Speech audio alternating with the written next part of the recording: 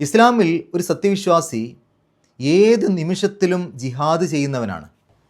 സ്വന്തം ഇച്ഛകളെ, സ്വന്തം ഇഷ്ടങ്ങളെ അള്ളാഹുവിന് വേണ്ടി മാറ്റിവെക്കുക, തെറ്റുകളൊന്നും ചെയ്യാതെ നന്മയിലൂടെ ജീവിക്കുക, തെറ്റുകൾക്കെതിരെ പ്രതികരിക്കുക, അങ്ങനെയുള്ള കാര്യങ്ങളൊക്കെ ഒരു സത്യവിശ്വാസി സദാ ചെയ്തിരിക്കണം. അതാണ് ത്യാഗം. ഏറ്റവും വലിയ ജിഹാദ് എന്ന് പരിശുദ്ധ ഖുർആൻ പരിചയപ്പെടുത്തിയത് ഖുർആൻ കൊണ്ടുള്ള ജിഹാദാണ്, വാളുകൊണ്ടുള്ള ജിഹാദല്ല. അതായത് പരിശുദ്ധ ഖുർആൻ അനുസരിച്ച് ജീവിക്കുക, ആ പരിശുദ്ധ ഖുർആൻ മറ്റുള്ള ആളുകൾക്ക് പറഞ്ഞു കൊടുക്കുക.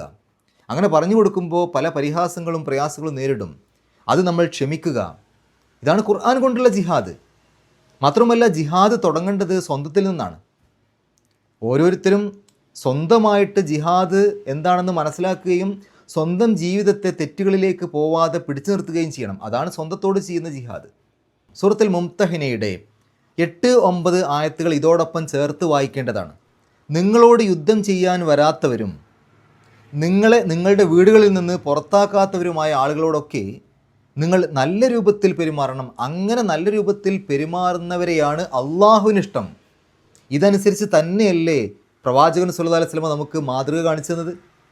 നബി സല്ലല്ലാഹു അലൈഹി വസല്ലമയുടെ കാലത്ത് ആ ഒരു ഇസ്ലാമിക ഭരണം നിലനിൽക്കെ ആ നാട്ടിൽ എത്രയെത്ര അമുസ്ലിങ്ങൾ ഉണ്ടായിരുന്നു. അവരൊക്കെ എങ്ങനെയാണ് ജീവിച്ചത്? അവർക്കൊക്കെ എന്തെങ്കിലും ഒരു പ്രയാസം വന്നിട്ടുണ്ടോ? ആരാണ് അവരെ സംരക്ഷിച്ചത്? ആ നാടിന് നൽകുന്ന മൊത്തം സംരക്ഷണം അവർക്കും കിട്ടിയില്ലേ? ഏതെങ്കിലും തരത്തിൽ അവർക്ക് എന്തെങ്കിലും ഒരു പ്രയാസം വരുത്തിയോ?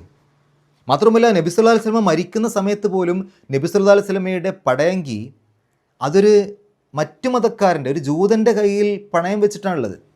നബി സല്ലല്ലാഹു അലൈഹി വസല്ലമ മക്കയിൽ നിന്ന് മദീനയിലേക്ക് പോയ സമയത്ത്, ഹിജ്റ പോകുന്ന സമയത്ത് വഴികാട്ടിയായിട്ട് ആരാണ്ടായിരുന്നത്? ഒരു അമുസ്ലിമായ ഒരാളുണ്ടായിരുന്നത് അല്ലേ? അത്രയധികം നബി സല്ലല്ലാഹു അലൈഹി വസല്ലമക്ക് അവരോടൊക്കെ ബന്ധമുണ്ടായിരുന്നു. അതല്ലാതെ ഇസ്ലാമിന് ഭരണം കിട്ടിയതോടുകൂടി അമുസ്ലിങ്ങളെ മുഴുവൻ നശിപ്പിക്കുകയല്ല ചെയ്തത്, അവരോടൊക്കെ യുദ്ധം ചെയ്യുകയല്ല ചെയ്തത്. അവർക്കൊക്കെ സുഖമായിട്ട് ജീവിക്കാനുള്ളൊരു അന്തരീക്ഷം അവിടെ ഉണ്ടാക്കി കൊടുക്കുകയാണ് ചെയ്തത്. അതാണ് ഇസ്ലാം. പക്ഷേ പലപ്പോഴും ഇന്നത്തെ കാലത്ത് തെറ്റിദ്ധരിപ്പിച്ചുകൊണ്ട് ഇസ്ലാം വാളുകൊണ്ട് പ്രചരിപ്പിച്ച മതമാണ് എന്നൊക്കെ പറയാറുണ്ട്. ഇങ്ങോട്ട് യുദ്ധം ചെയ്യാൻ വരുമ്പോൾ അവിടെ നോക്കി നിൽക്കേണ്ടതില്ല എന്ന് അള്ളാഹു പറയുന്നുണ്ട്. നിങ്ങളോട് ഇങ്ങോട്ട് യുദ്ധം ചെയ്യാൻ വരുന്നവരോട് തിരിച്ച് അങ്ങോട്ടും യുദ്ധം ചെയ്യണം.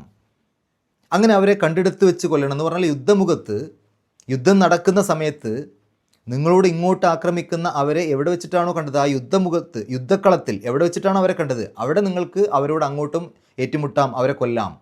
ഇത് മനസ്സിലാക്കാതെയാണ് പലപ്പോഴും ഇസ്ലാം ജിഹാദ് എന്ന് പറഞ്ഞാൽ അത് മറ്റുള്ളവരെയൊക്കെ കൊന്നൊടുക്കലാണ് എന്നുള്ള രൂപത്തിൽ തെറ്റിദ്ധരിപ്പിക്കുന്നത്.